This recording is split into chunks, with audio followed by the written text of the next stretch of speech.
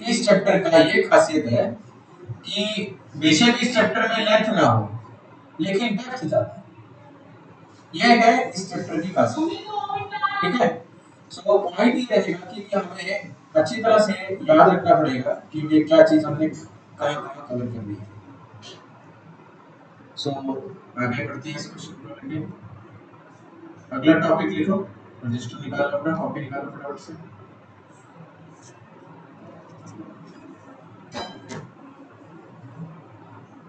निकालो।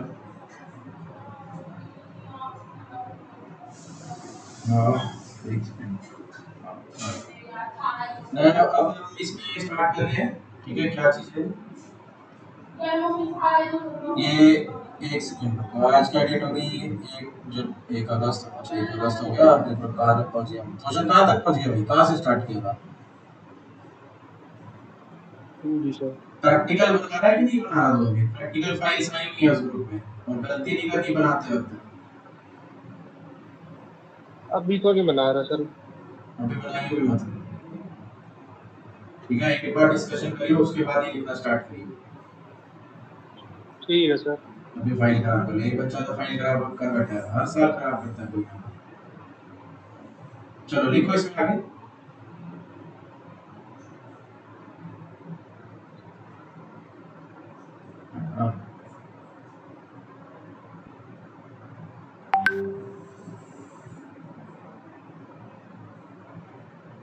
Inductor and inductance, ये लिखो।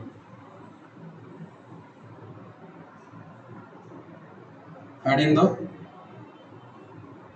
इंडक्टर एंड इंडक्टेंस, हेडिंग दो। सो पहले ही लिख देते हैं इंडक्टर क्या होता है। It is a device that stores energy in the form of magnetic field,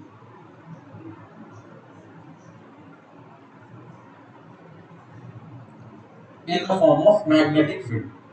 so जिस तरह से हमने पहले देखा, पहले हमने उसमें देख चुके हैं, इलेक्ट्रोस्टैटिक्स में हमने देखा कैपेसिटर क्या करता है, वो भी एनर्जी स्टोर करता है, ठीक है। बट उसमें इलेक्ट्रिक फील्ड की फॉर्म में हमें नजर आता है, इसके वो आगे इसका,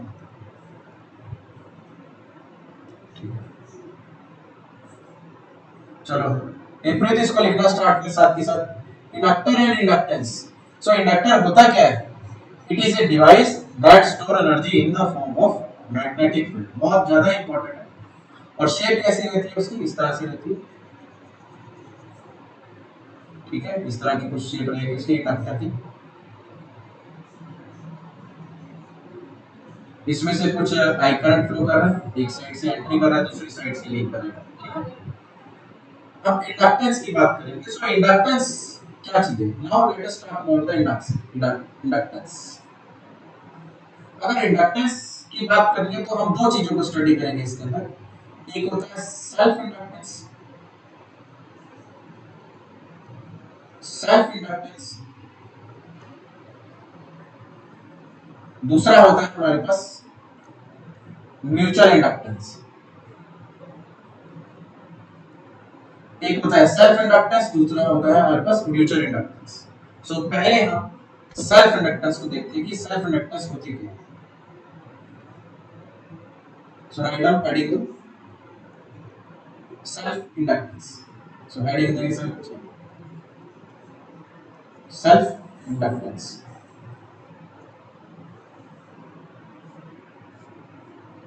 इसमें लिखो। So it is the property of the current carrying coil. It is the property of the current carrying coil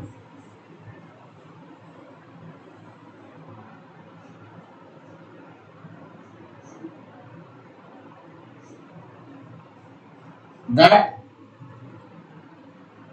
resists or opposes the change of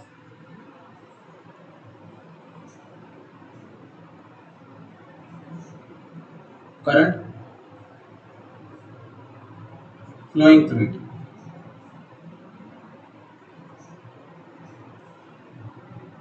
ठीक है, कैसे करते हैं ये अभी हम देखेंगे थोड़ी देर में।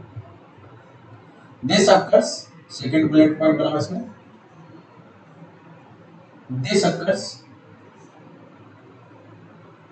mainly due to, और जो कि हम पढ़ चुके हैं, mainly due to self induced EMF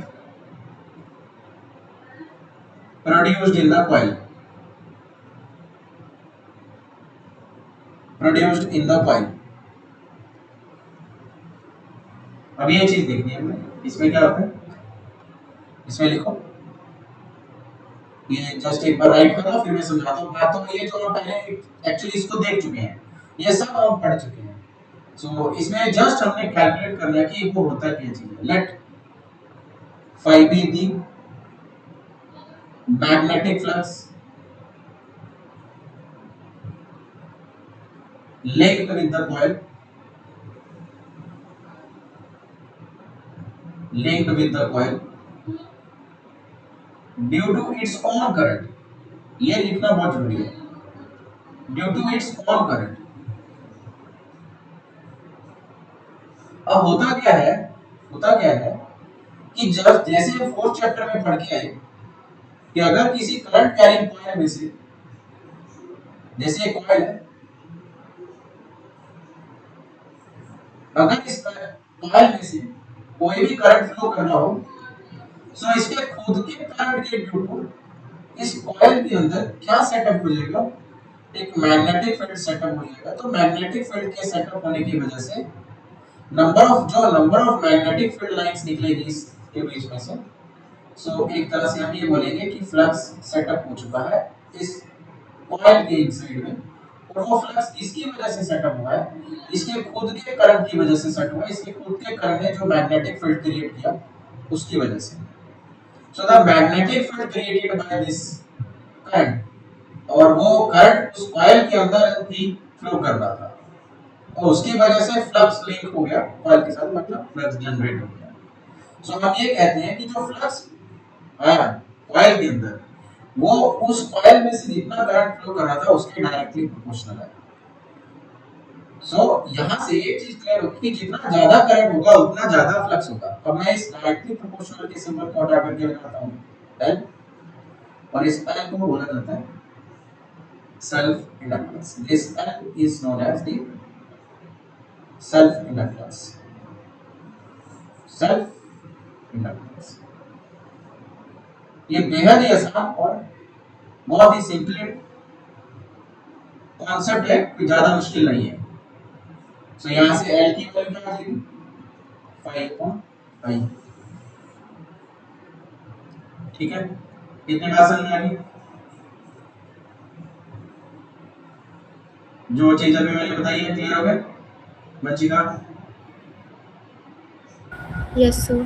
कोई डाउट तो नहीं है क्वेश्चन इसमें? नहीं सर। ठीक है, अब एक सेकंड रुको, जस्ट एक मिनट दो मेरे को।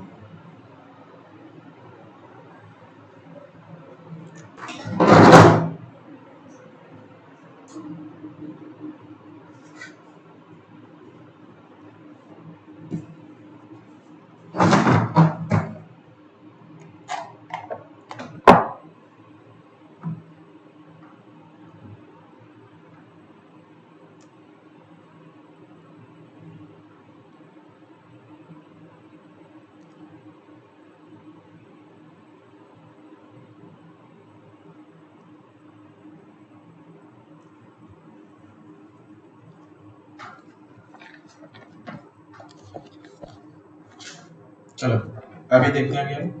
सो यहाँ पर जितनी भी हमारे पास प्रॉपर्टीज जो नई नई टर्म्स निकल के आ रही हैं, उन सब की हमने एसआई यूनिट्स वगैरह, डायमेंशनल फॉर्मूले वगैरह सब एक ही साथ याद रखने पड़ेंगे, बिकॉज ये पेपर में हमसे एक नंबर एरिया में पूछ ली जाती है समटाइम्स। जब पेपर तुम्हारा ठीक है एवरेज लेवल का बन रहा हो तो कुछ एक इजी है क्वेश्चंस डालने के लिए एग्जामिनर इसको डाल देता है। ठीक है, तो यहाँ से अब नोट डाउन करो, अगला पॉइंट नोट डाउन करो।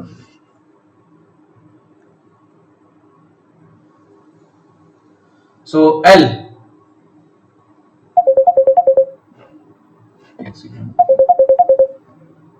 सो यहां पर मेरा जो एल है that is called the coefficient of self inductance और सिंपली इंडक्टेंस, इसको सिंपली इंडक्टेंस भी बोल देते हैं, ठीक है। And it's value depends upon, इसकी जो वैल्यू है दैट डिपेंड्स अपॉन, ये बुलेट पॉइंट बना के लिखना। सो पहला बुलेट पॉइंट है स्टार बना के लिखो, नंबर ऑफ टर्न्स की कॉइल के अंदर नंबर ऑफ टर्न्स कितनी है। दूसरा बुलेट पॉइंट बना के लिखो उसका एरिया ऑफ क्रॉस सेक्शन कितना है, एरिया ऑफ क्रॉस सेक्शन कितना है। उसके बाद तीसरा बुलेट पॉइंट बना के लिखो nature of the material of the core, material of the core. So ये कुछ फैक्टर्स हैं जिसके ऊपर तुम्हारा एल डिपेंड करने वाला है, ठीक है। ऑन विच, इस पे लिख देता हूं, on which coil is wound, जिसके ऊपर कॉइल को लपेटा जाता है उसके मटेरियल पे डिपेंड करता है L. So there are number of factors on which L is depending. So first one is number of turns, second one is area of cross section, third one is nature of the material of the core on which the coil is wound. आया कैसे? अब हमने inductor देख लिया। Inductor क्या होता है? वो मैग्नेटिक फील्ड, मतलब एनर्जी को स्टोर करता है in the form of magnetic field. आगे देखते हैं हम, इतना कोई डाउट तो नहीं है? बोलो, कोई प्रॉब्लम तो नहीं? आगे बढ़े? नहीं। चलो आगे चलते हैं। Write down next. सो अब एक बच्चे ने सवाल पूछा कि सर आपने ये तो बता दिया, फार्मूला निकाल के आपने दे दिया कि फाई अपॉन आई है, इधर आप कह रहे हो कि नंबर ऑफ टर्न्स पे डिपेंड करता है, इस पे डिपेंड करता है, इस पे डिपेंड करता है। देखो ये न्यूमेरिकल वैल्यू हम निकालते हैं, ठीक है, ये हम न्यूमेरिकल वैल्यू निकाल के रख देते हैं अपने सामने। Now next let us now calculate this, use करते हैं इस फार्मूले को इंड्यूस्ड ईएमएफ के लिए। Now EMF induced in the coil is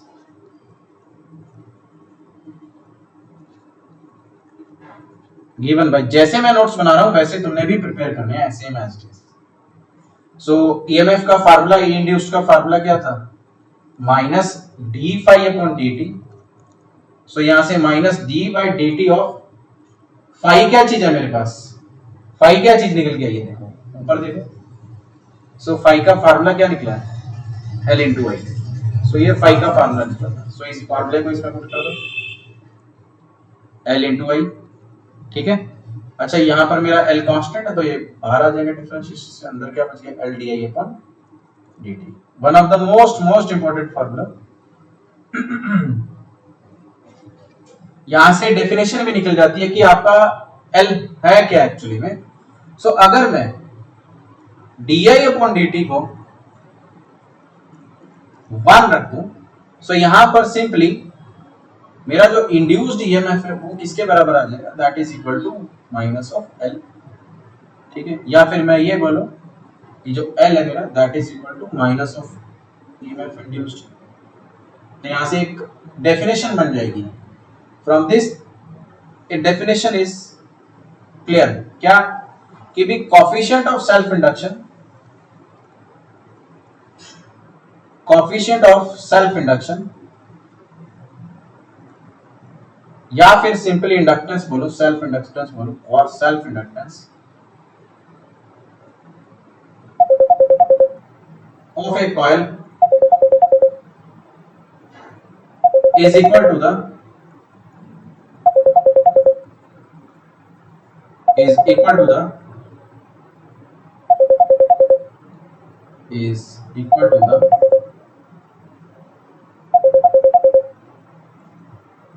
EMF induced in coil when when rate of change of current when rate of change of current through the coil is unity. Simple सी बात है भाई, rate of change of current through the coil is unity. मतलब इतनी सी line का मतलब क्या है कि di अपॉन dt की वैल्यू 1 है। इतनी लाइन का मतलब ये है कि di अपॉन dt की वैल्यू 1 है। अब इसको रीड कैसे करते हैं, rate of change of current, और इसकी वैल्यू क्या ली थी हमने, 1 ली थी, ठीक है। अच्छा 1 ली है तो वो कब किसके बराबर आ गया, कोएफिशिएंट ऑफ सेल्फ इंडक्शन या फिर सेल्फ इंडक्टेंस बोलो तो वो क्या होता है, L होता है। वो किसके बराबर है, is equal to the EMF induced, EMF induced के बराबर है। यहां से क्लियर हो रहा है कि L is equal to minus of EMF induced. So एक डेफिनेशन मिल गई। नाउ नेक्स्ट लिखो, अब है सबसे important point SI units. Write down SI units. So SI units of L is Henry. Henry, एक सेकेंड, हेनरी का H छोटा आएगा और लेटर कैपिटल रहेगा, ठीक है। अच्छा, और हेनरी किसके बराबर रहता है, इसको एक और यूनिट भी याद रखना, 1 volt second divided by ampere. कैसे निकाल लिया भाई, फॉर्मूले में यही याद रखो कि E is equal to minus L D I upon D t होता है। सो टी उधर चला जाएगा, ईएमएफ की जो यूनिट रहती है वोल्टेज रहती है, और डी आई नीचे, एम्पियर नीचे चला जाएगा, तो यहाँ से यूनिट भी आ जाएगी। सो आई थिंक इसको बताने की अलग से बताने की कोई जरूरत नहीं, ठीक है। कोई प्रॉब्लम अभी तक किसी को, विपरीत है, कोई दिक्कत है विपरीत है, आवाज आज फिर नहीं आ रही है विपरीत। क्वेश्चन कोई doubt,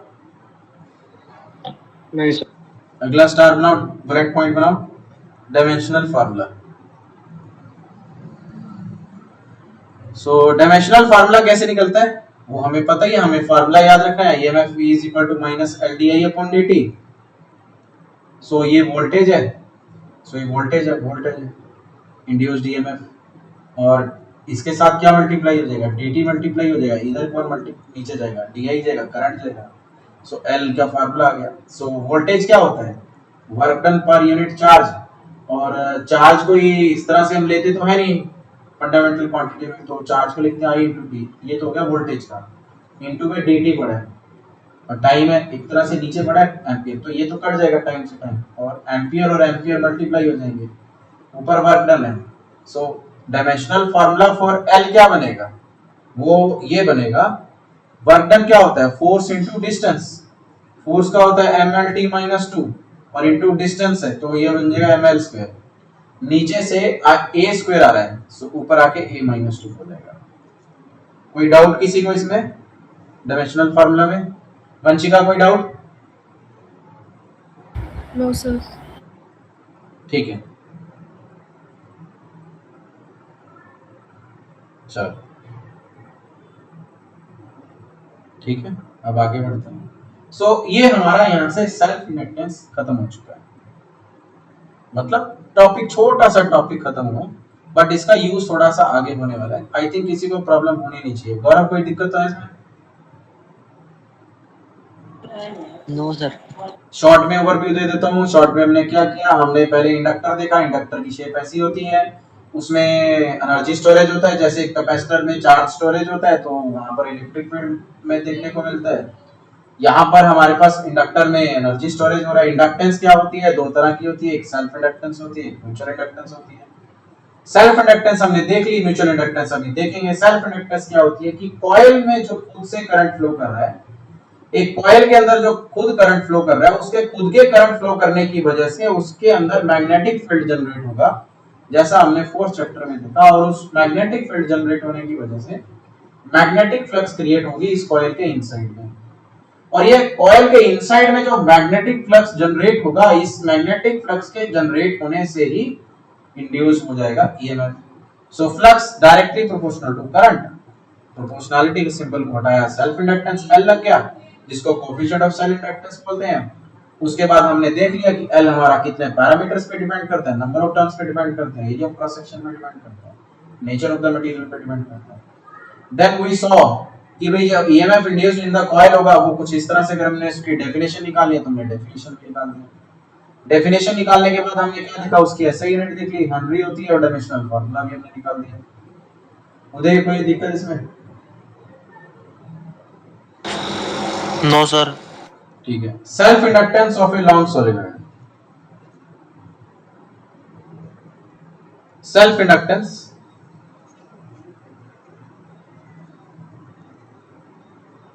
of a long solenoid. चलो इस टॉपिक को पकड़ते हैं, और ये बहुत ही इंपॉर्टेंट टॉपिक है, बहुत ध्यान से देखना है।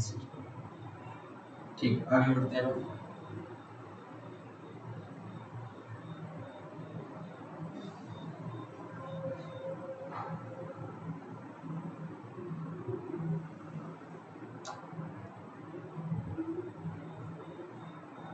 अच्छा, एक बात और बतानी रहेगी तुम लोगों को कि जब यहाँ पर करंट चेंज करता है, ये सेल्फ इंडक्टेंस वाले केस में जब यहाँ पर करंट चेंज करता है, सो जैसे करंट चेंज करता है तो उसमें मैग्नेटिक फील्ड भी चेंज करता है, मैग्नेटिक फील्ड के चेंज होने की वजह से फ्लक्स भी चेंज होती है, और फ्लक्स के चेंज होने से ईएमएफ इंड्यूस होता है। सो जो ईएमएफ होता है, इंड्यूस होता है, वो ऑपोजिट डायरेक्शन में इंड्यूस्ड होता है। ये हमने वैसे पहले देखा हुआ है कि this EMF is induced in the opposite direction. ये जो ईएमएफ इंड्यूस्ड होता है, और कहां गया ये LDI अपॉन dt।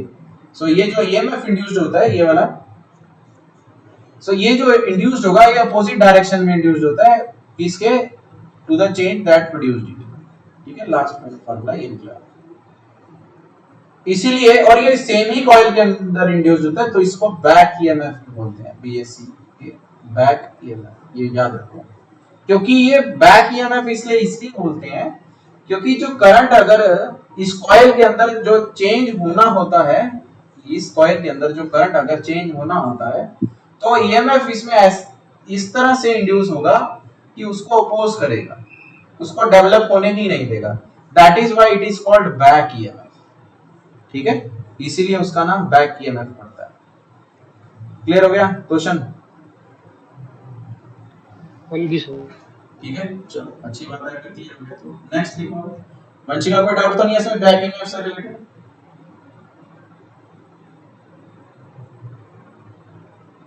वंशिका, कोई डाउट तो नहीं है? No sir. लिखो नेक्स्ट, इसमें भी लिखो। नेक्स्ट लिखो self inductance of long solenoid. So A long solenoid is basically one whose length is very large as compared to its area of cross section।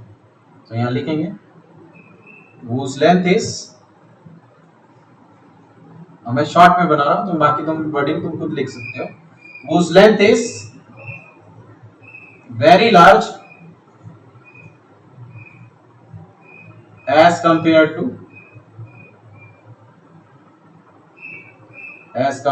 its area of cross section, its area of cross section।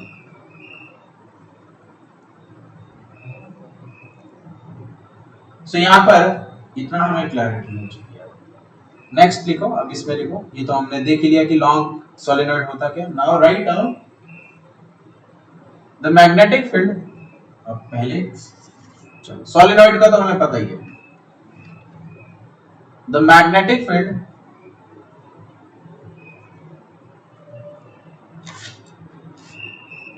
B at any point inside such a solenoid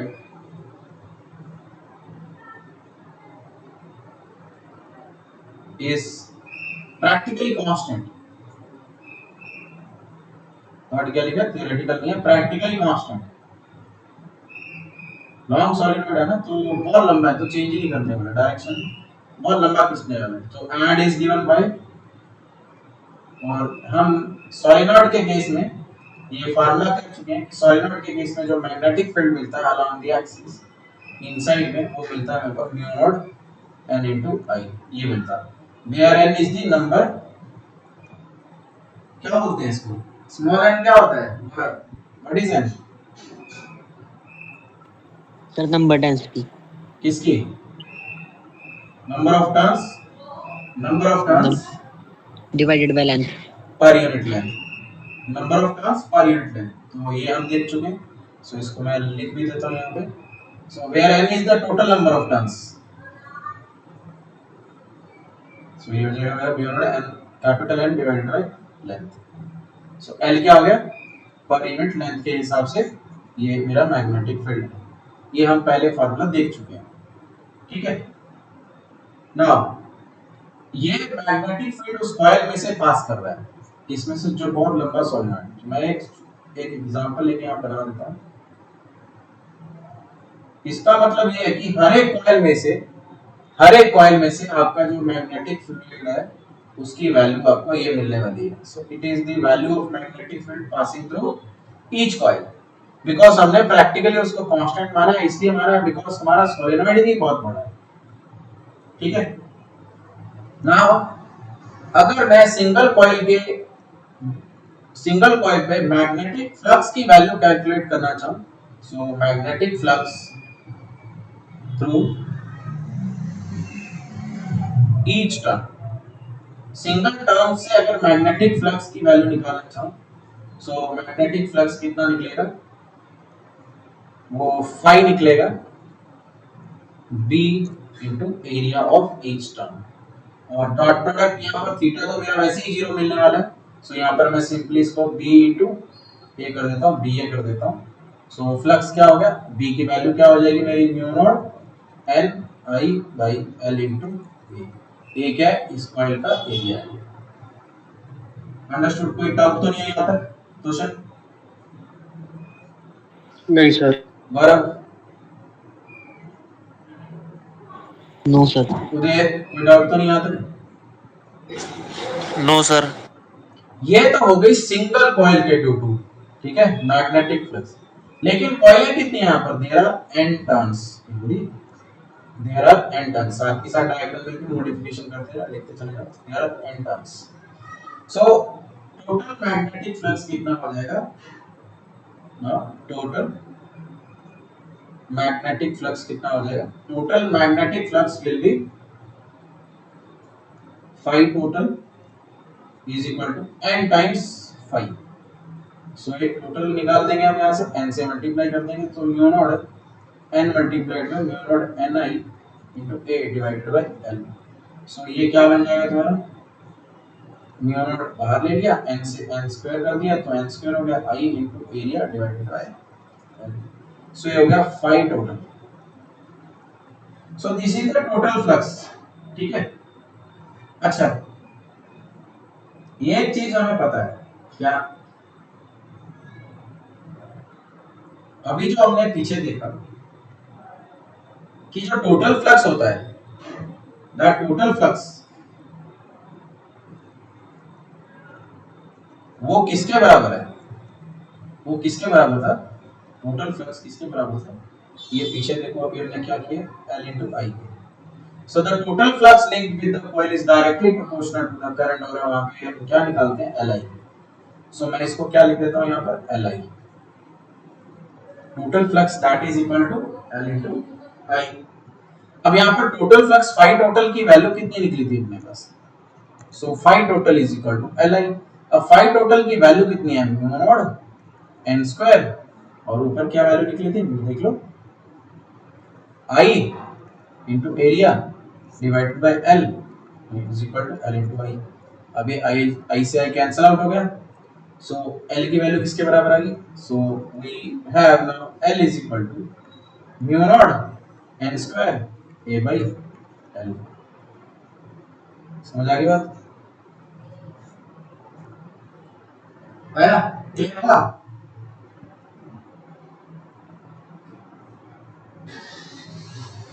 बोलो, any doubt here? No sir. Himpreet, कोई doubt है यहाँ पे? तेरी आवाज आज भी चली गई। अबे क्या लगा के बैठा तू?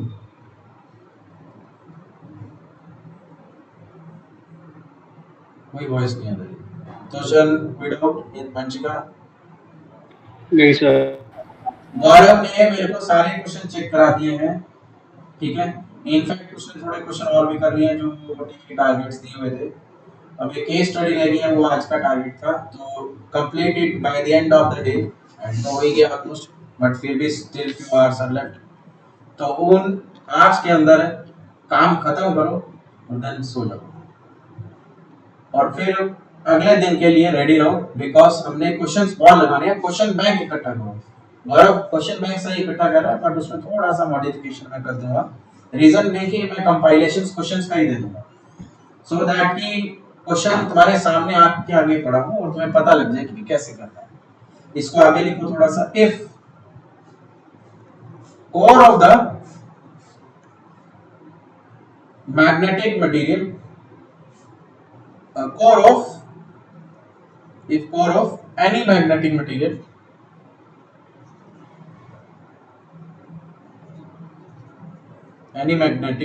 is used, so L बन क्या जाएगा, तो वहां पर म्यू नॉट नहीं होगा बिकॉज वो फ्री स्पेस एयर का रहता है। So mu of the core use किया जाएगा, तो म्यू ऑफ द कोर किसके बराबर होगा, mu naught multiplied by relative permeability n square a by l। so where relative permeability is equal to mu of the core divided by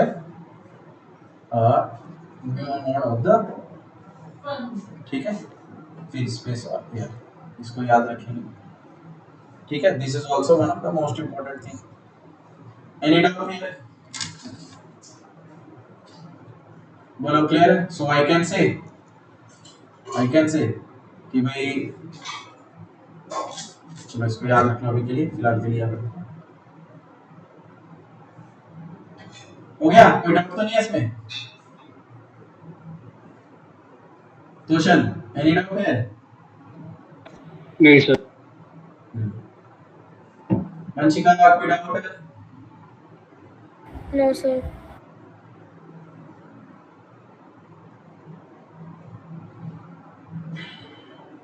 चलो so यहाँ से एक चीज क्लियर होगी कि L का फार्मूला क्या है। सो इसको अगर म्यू कोर की फॉर्म में लिखूं, so mu core into n square into a by l, ठीक है, ये हो गया। सो इसको बिल्कुल याद रख लो। Next let's us move to the next topic. So I think यहाँ पर कोई दिक्कत आनी नहीं चाहिए। अब एनसीईआरटी के अंदर बेशक अब हमारा कुछ नहीं लगा भाई, सिर्फ दो तीन टॉपिक रह गए। एक हमारा ग्रुपिंग का और एक हमारा म्यूचुअल इंडक्टेंस, देन फिर टू लॉन्ग कोएक्सियल सॉलिनॉइड्स जो एनसीईआरटी में भी है, देन हमारा जनरेटर, बस। और हमारा ये चैप्टर खत्म हो जाएगा। सबसे मुश्किल जो चैप्टर था हमारा डीसी जनरेटर डायनामो, ये सब सिलेबस से कट चुका है। मोटर स्टार्टर कुछ नहीं है सिलेबस में, ठीक है। सो ये खत्म हो जाएगा विद इन 3-4 डेज। थ्योरी खत्म हो जाएगी लेकिन क्वेश्चंस कभी नहीं खत्म होने वाले। Always remember one thing, topic खत्म हो जाएगा लेकिन क्वेश्चन कभी नहीं खत्म होंगे। चलो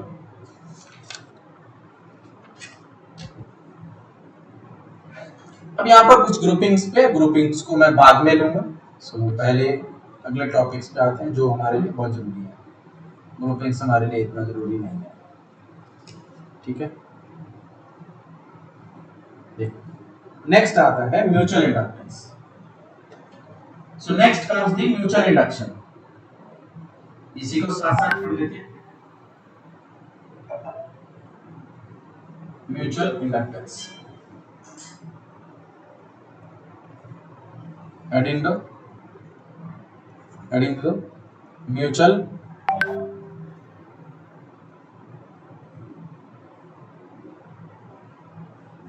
inductance।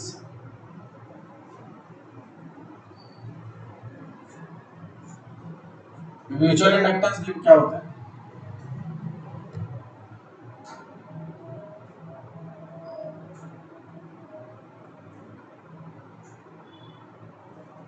write down this, write down this.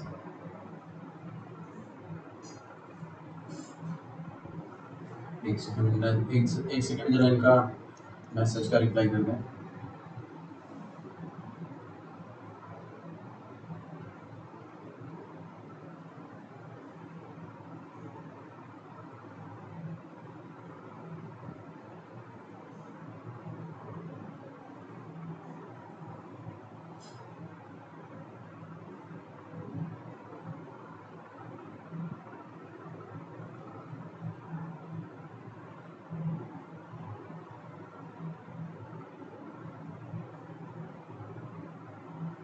So write down this. Now write down, लिखो इसमें the phenomenon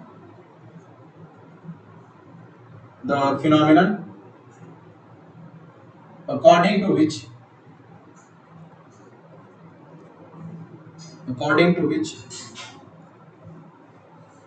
an opposing EMF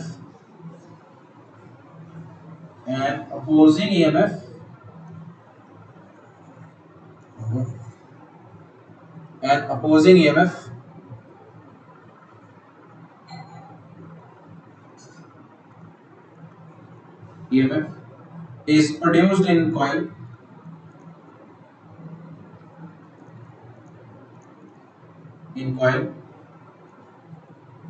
called primary coil as a result of change in current or magnetic flux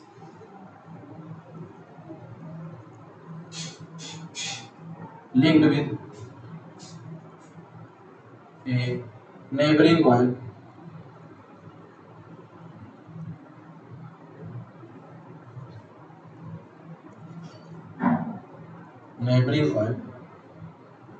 called secondary coil.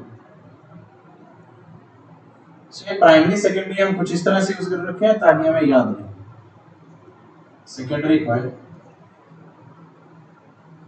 is called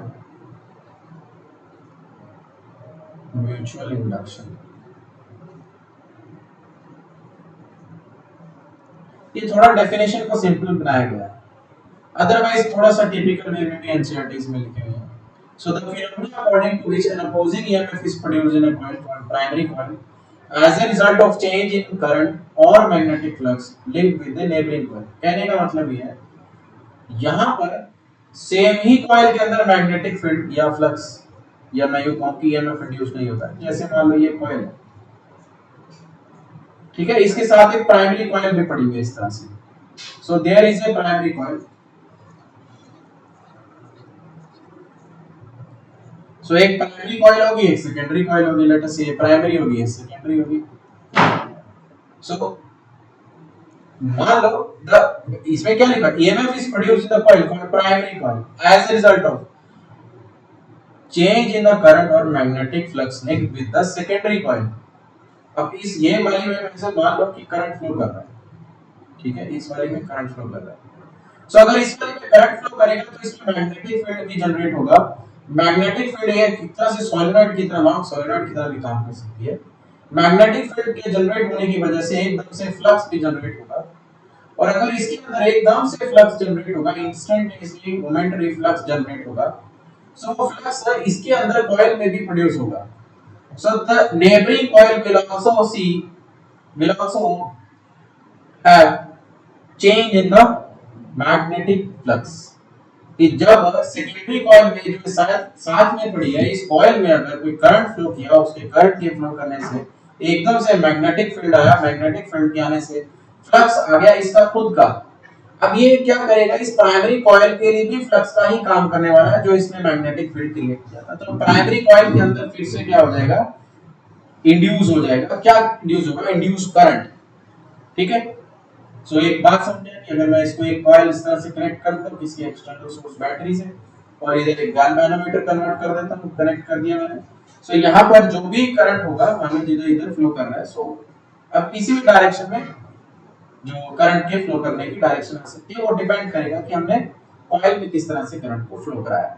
so there is induced current in the primary coil. अब books में क्या है, ये भी हो सकता है कि इसको प्राइमरी ले लिया हो, इसको सेकेंडरी ले लिया हो, इसको प्राइमरी ले लिया हो, तो इसमें कोई दोहराई नहीं है। ठीक है, तो हम प्राइमरी सेकेंडरी अकॉर्डिंगली अपने वो तो कन्वीनियंस के अकॉर्डिंगली लिया हुआ है कि भाई किसको क्या नाम देना है, इससे ज्यादा कुछ नहीं है। अंडरस्टूड? बात समझ में आ गई? क्लियर हो गया? तो शायद बात समझ में आ गई। हाँ जी सर। प्रीत पता नहीं किधर गया वो। गौरव क्लियर है? पंचिका क्लियर है? Yes sir. ठीक है, सो ये हमने डायग्राम कुछ इस तरह से बना लेना। प्राइमरी सेकेंडरी हम अकॉर्डिंगली किसी को भी नाम दे सकते हैं। अगर तुमने एक काम ये करना है कि प्राइमरी में तुमने करंट बनाना, तो प्राइमरी में करंट बना के सेकेंडरी में इंड्यूस करा दो।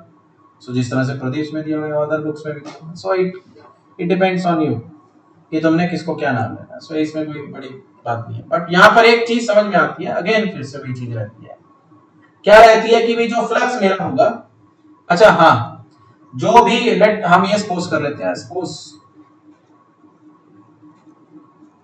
I is the strength of strength of current in one coil। ठीक है, ये किसी एक कॉइल में स्ट्रेंथ ऑफ मैग्नेटिक फील्ड है। Flux, it is the total amount of magnetic flux linked with all the turns of the neighbouring coil. तो यहाँ नाम दे दिया गया है, it is the total flux. ध्यान देना किस चीज को लिखेंगे, total amount of magnetic flux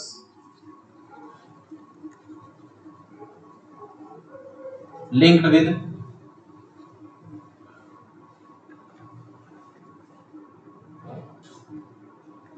all the turns of the neighboring coil। so यहाँ neighboring word यूज हो रहा है, neighboring coil।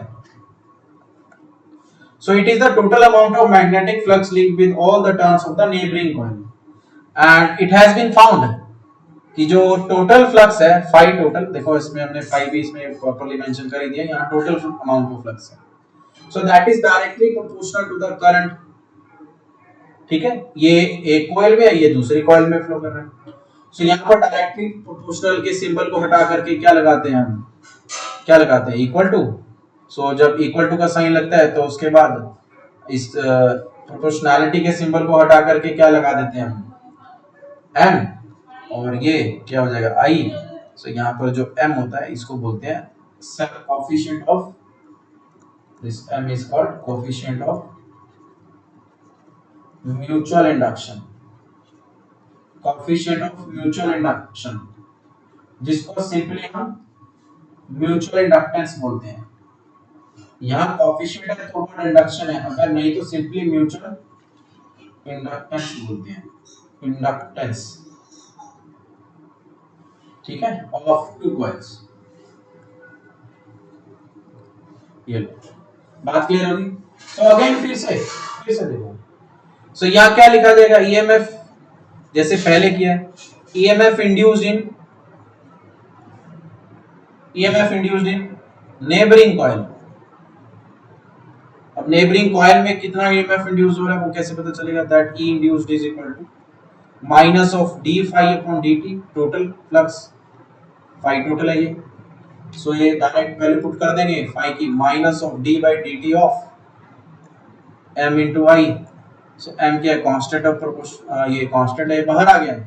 So minus of m di upon dt। उधर फार्मूला क्या बना था, l di अपॉन dt, इधर फार्मूला क्या बना है, m di upon dt minus m di upon dt, बस कोई फर्क नहीं है। सो ये हो गया तुम्हारा नेक्स्ट केस। अब यहाँ पर अगर तुम इसकी एसआई यूनिट पूछना चाहो, सो भाई इसकी भी एसआई यूनिट वही होती है जो L की थी, सेम, बिकॉज़ ये दोनों इंडक्टेंस ही हैं। सो एसआई यूनिट क्या बन जाएगी, हेनरी, फिर से h बड़ा लिख दिया, h बड़ा नहीं आएगा, हेनरी सिंबल में कैपिटल H बड़ा आएगा। उसके बाद हमारा क्या रहता है, अगेन फिर से वो क्या होता है, 1 volt second divided by ampere. और अगर कोई डायमेंशनल फार्मूला निकालना है तो भी सेम है, same dimensional formula, same dimensional formula.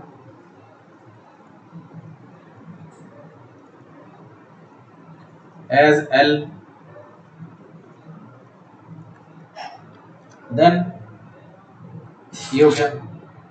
उसके बाद अब यहां पर देख लो किन किन फैक्टर्स पे डिपेंड करता है। सो m depends upon geometry of the two coils, most important, geometry of the two coils, उन दो कॉइल्स की ज्योमेट्री पे डिपेंड करेगा।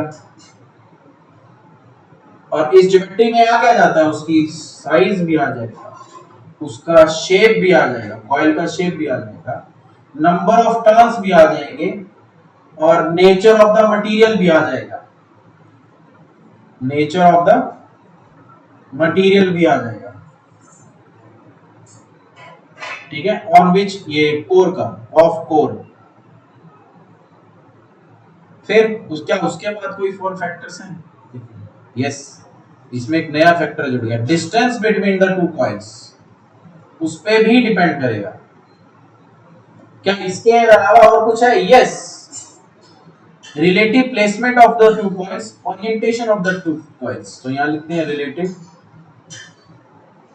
Placement of the two coils,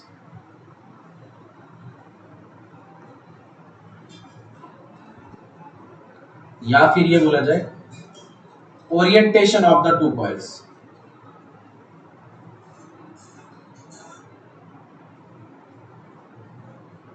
ये चीज, सो इतने सारे नंबर ऑफ फैक्टर्स है जिन पे हमारा ये डिपेंड करता है।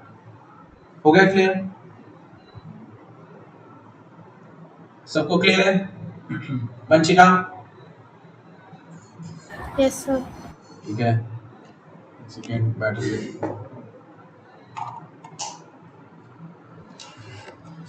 एक सेकेंड लास्ट टॉपिक है, उसमें जनरेटर बचा लिखा था हमने, ज्यादा लंबा नहीं है, साथ ही साथ फ्रेश टॉपिक है तो क्लियर रह जाएगा।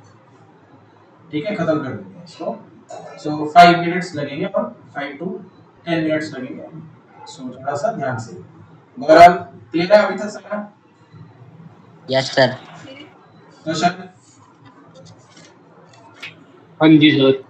सो आज की डेट में हम एक ऐसा टॉपिक पे फिनिश कर देंगे जो कि हमारा एनसीईआरटी का टॉपिक है और ये बहुत इंपॉर्टेंट है। सो क्वेश्चन आता है, so there comes a question, CBSE previous years में भी ये क्वेश्चन आता है। सो और ये टॉपिक भी एक तरह से, टॉपिक का नाम है म्यूचुअल इंडक्टेंस ऑफ टू को long coaxial solenoids. Mutual inductance of two long coaxial solenoids. See now, अब इसका डायग्राम देखो।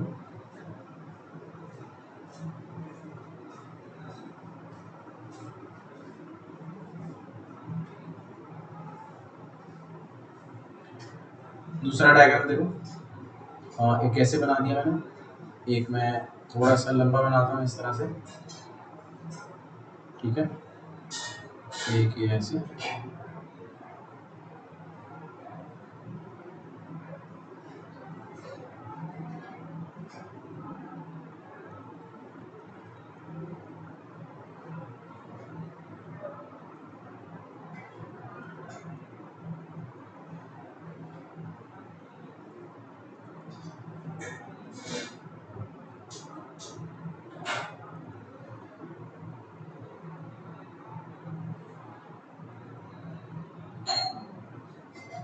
बराबर एक छोटी कॉइल और एक बड़ी कॉइल।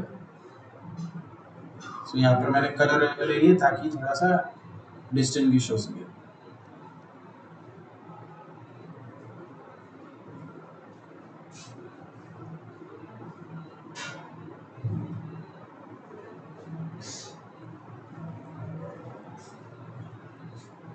ठीक है, पता लग गया?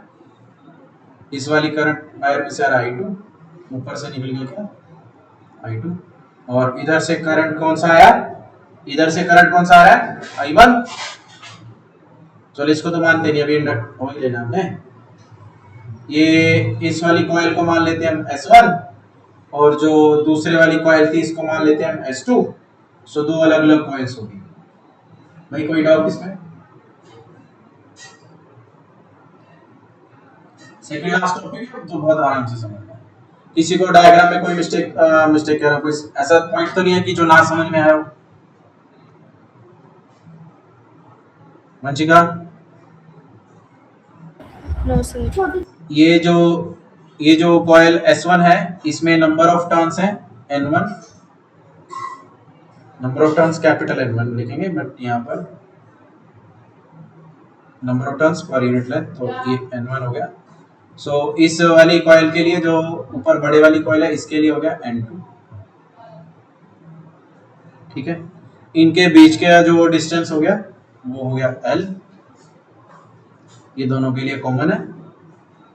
एक का रेडियस हो गया R1, सो इसका रेडियस हो गया, इसका रेडियस हो गया R1, और जो येलो वाली कॉइल है उसका रेडियस कितना हो गया R2।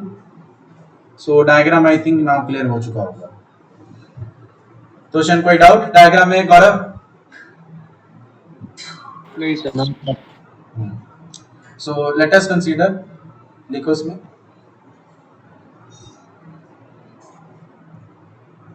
let us consider two long coaxial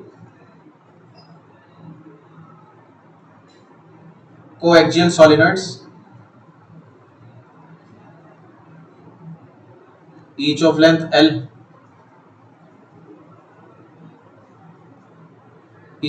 L, so let N1 number of turns per unit length,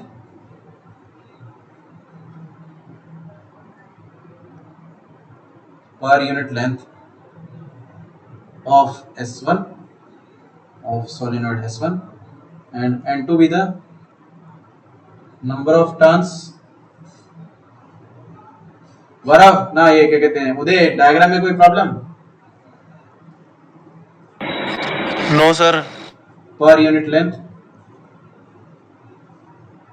of solenoid S2, मैं सॉलिड लिख रहा हूं तो बट तुम्हें लिखना पड़ेगा। Now imagine let a time varying current, देखो करंट टाइम के साथ बदल रहा है। Time varying current I2 is flowing through S2। so let a time varying current I2 is flowing through S2।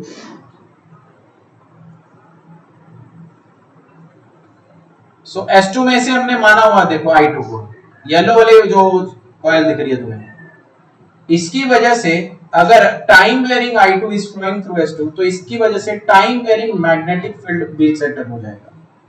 So time varying magnetic field setup हुआ तो time varying magnetic flux भी create होगा। Time varying, so therefore time varying magnetic flux.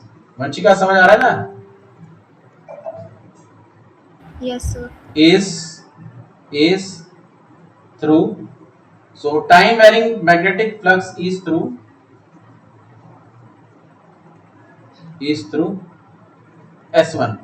S1 coil में से, S1 solenoid में से।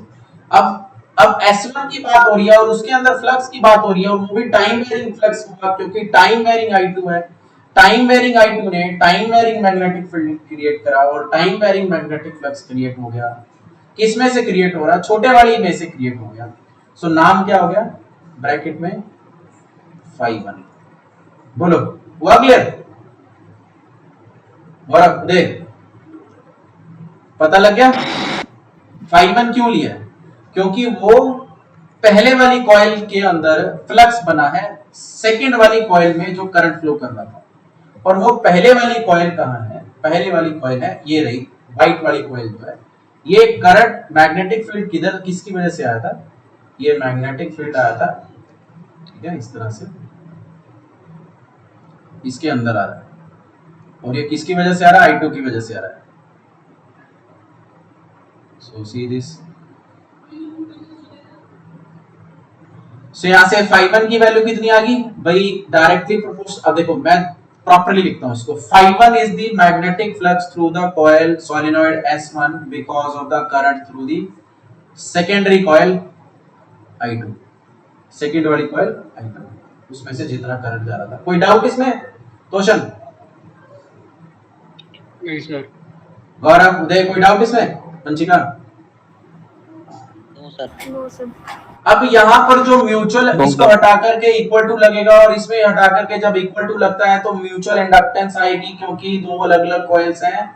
लेकिन mutual inductance लेंगे किसकी?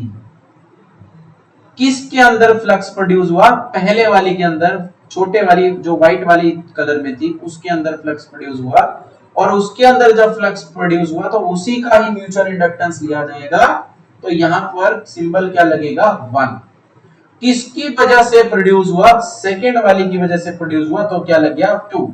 सो it is mutual inductance of 1 with respect to 2 और multiplied by I2। So phi1 की वैल्यू आ गई। हो गया क्लियर? कोई डाउट इसमें? मंचिका, कोई doubt? No sir. So M1 into M12 is the mutual inductance of, लिखो इसको, mutual inductance of solenoid S1 with respect to S2। ठीक है, इसके लिए मैं सॉलिड लंबा पड़ जाता है। सो फ्लक्स आ गया। अब ये मेरे को दिख चुका है ये इस तरह से। नाउ एक और चीज, ये तो पता लग गया मेरे को कि भाई ये कुछ इस तरह से, लेकिन चलो ये तो मैंने अलग से देख लिया, फ्लक्स देख लिया। लेकिन अगर मैं दोबारा उस पे जाऊं, दोबारा वापस जाऊं और चेक करूं कि जो करंट सेकेंडरी कॉइल में से जा रहा था, सेकेंडरी मतलब सेकेंडरी सोलेनॉइड में से, 2 वाले सोलेनॉइड में से, जो बड़े वाला सोलेनॉइड है, कुछ इस तरह वाला सोलेनॉइड है, येलो वाला सोलेनॉइड था, तो इसके बीच में से जो करंट I1 I2 जा रहा था, ये बड़े वाली कॉइल थी।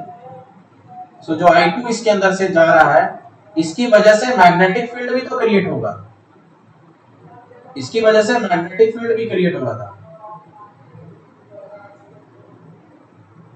सो I2 इधर से आ रहा है और I2 उधर से जा रहा है। सो यहाँ पर मैग्नेटिक फील्ड भी क्रिएट हो गया है। मैग्नेटिक फील्ड क्रिएट होने की वजह से वो देख लेते हैं कितना मैग्नेटिक फील्ड क्रिएट होगा। सो वो B2 मान लिया मैंने। So what is this? This is the magnetic field due to current I2 in S2। वो कितना निकला? दैट इज वेरी सिंपल, क्योंकि सॉलिनॉइड है। सो B2 की वैल्यू कितनी आ गई? Mu naught into N2। N2 की यूज करेंगे बिकॉज इसकी number of turns per unit length कितनी है? N2 है।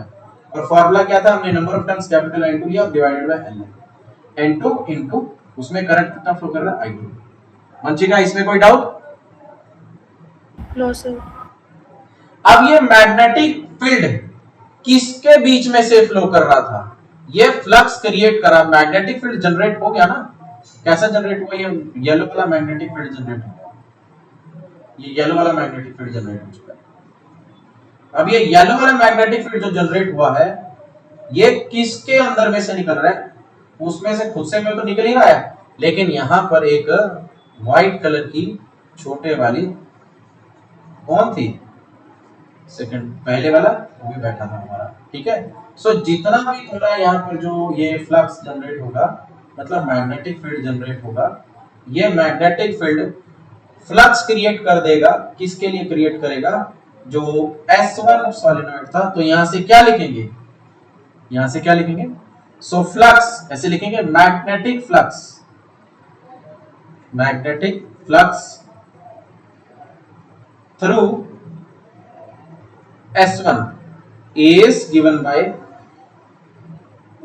Is given by phi1 is equal to, अब क्योंकि फ्लक्स किसके लिए है, S1 के लिए, तो व्हाट क्या हो गया, phi1 कितना लिखा जाएगा कि जितना उसके अंदर से मैग्नेटिक फील्ड निकल रहा था वो निकला था V2 मल्टीप्लाई में जितना उनका कॉइल्स का एरिया है वो हो गया, बट एंड साथ में जितने नंबर ऑफ टर्न्स है पहले वाले S1 में, और ये एरिया 1 का। आई बात समझ में, बोलो मंचिका। फ्लक्स आया, मैग्नेटिक फील्ड, लेकिन मैग्नेटिक फील्ड दूसरे वाली ने क्रिएट किया था, और एरिया किसका है, पहले वाली का एरिया, फर्स्ट कॉइल का। दिस इज ऑफ सोलेनॉइड, ये हो गया हमारा सोलेनॉइड S1 का एरिया, ठीक है, सोलेनॉइड S1 के लिए। अब टोटल कितना लेंगे, फ्लक्स टोटल लेना ना, यहाँ पे हमें टोटल मैग्नेटिक फ्लक्स लेना है। सो टोटल मैग्नेटिक फ्लक्स ये हो गया मेरा इतना। क्लियर है गौरव? Yes sir. कोई डाउट इसमें मंचिका? No sir. पक्का? हाँ जी सर। चलो सो आगे देखते हैं अपन। यहाँ पर वैल्यू एक देखो, एक तो B2 की वैल्यू ये आई है, एक B2 की वैल्यू ये आई है, बस 1 मिनट करेंगे अभी। phi1 की वैल्यू मेरे को मिल गई, ठीक है, I2 की वैल्यू मेरे को मिल गई, तो अब हम पुट कर देते हैं। सो phi1 मेरा ये आ गया।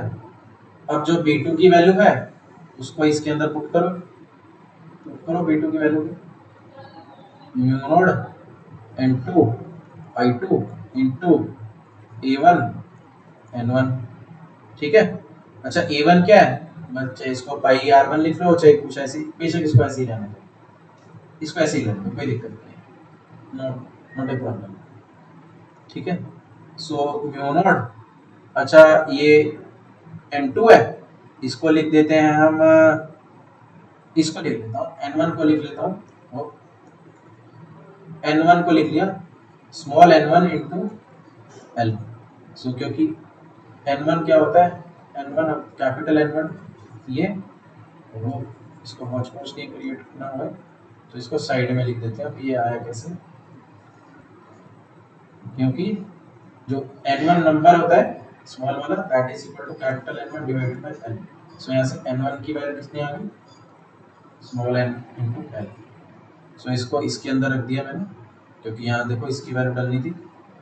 सो फार्मूला क्या बन गया, mu naught n1 n2, mu naught n1 n2 into area और A1 इंटू क्या रह गया I2, ये I2 रह गया, और इंटू में लेंथ भी रहेगी। सो ये हो गया तुम्हारा फ्लक्स फाइल। और जो ऊपर फार्मूला था, this is the equation 1, this is the equation 1। सो इसको जो phi1 आया इसको कंपेयर करते हैं। सो यहाँ पर मैं phi1 लिख देता हूँ m12 इंटू I2, ये पहले हमने इक्वेशन 1 से लिया, फ्रॉम इक्वेशन 1,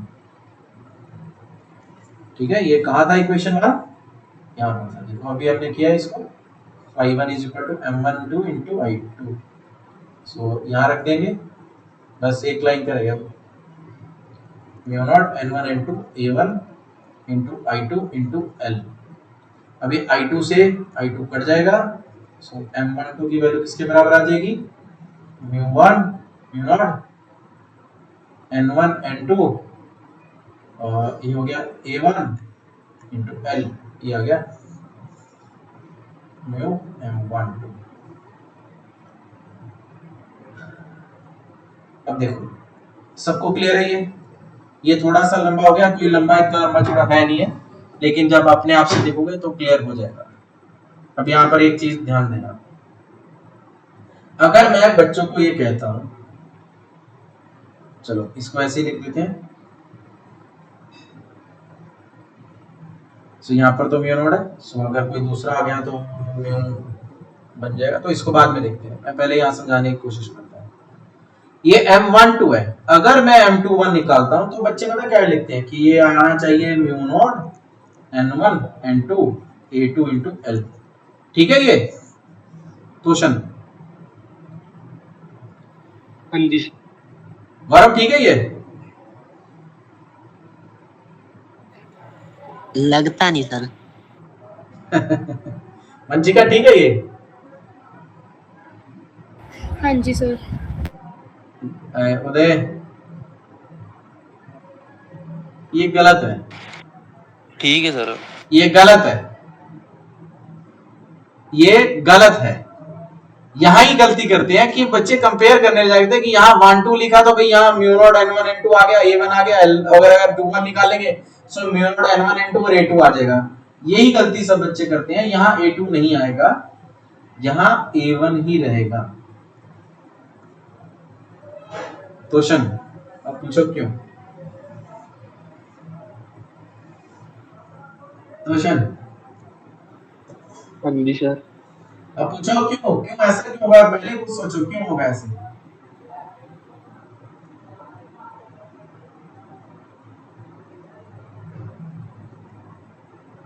बताओ। सर क्योंकि मैग्नेटिक फील्ड फर्स्ट फाइल ने क्रिएट किया तो उसका एरिया। देखो ये क्यों होगा, ध्यान समझना, यही तो है बेसिक, इसी को तो बोलते हैं बेसिक। तुमने बेसिक स्ट्रॉन्ग करना है। ये थी S1 कॉइल, ठीक है, और बड़े वाली थी ऐसी।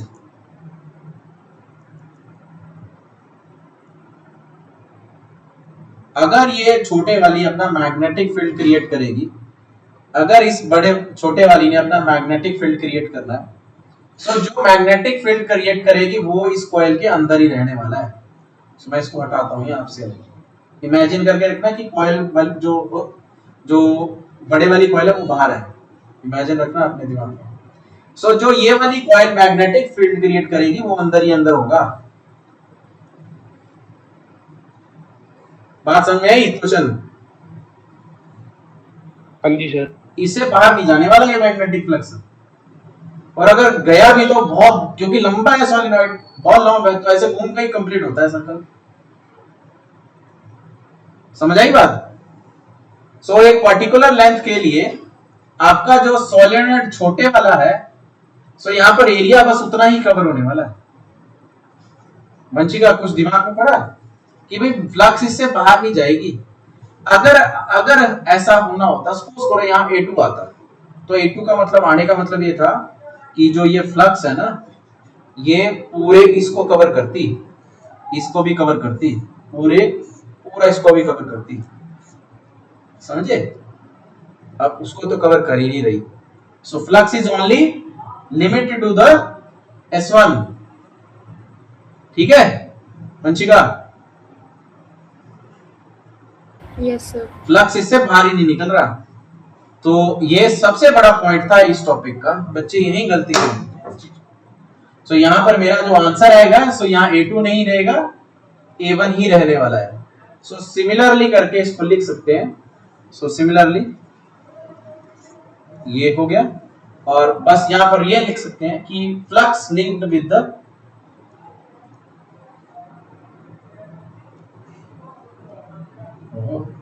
flux linked with S2 is confined in S1 only। बस इतनी सी बात थी। So there is no magnetic flux outside, there is there is no magnetic field outside,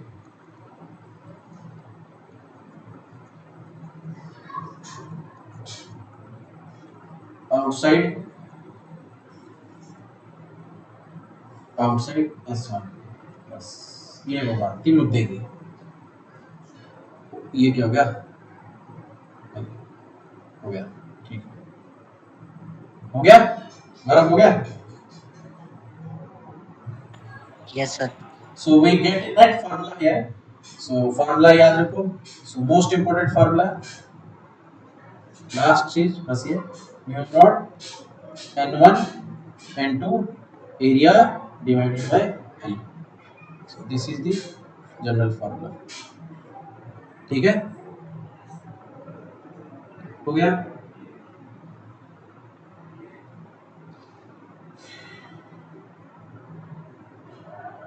Any doubt here?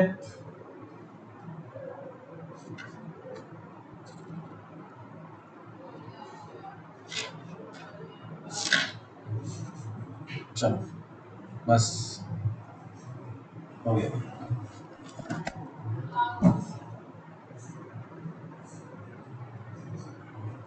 सो हमने इसको फिनिश कर दिया। अब चलिए बच्चे, ठीक है। सो कोई डाउट हुआ तो सर इसको समझ में। नहीं सर। सो वहाँ बैच में क्या चल रहा है अभी तो सर,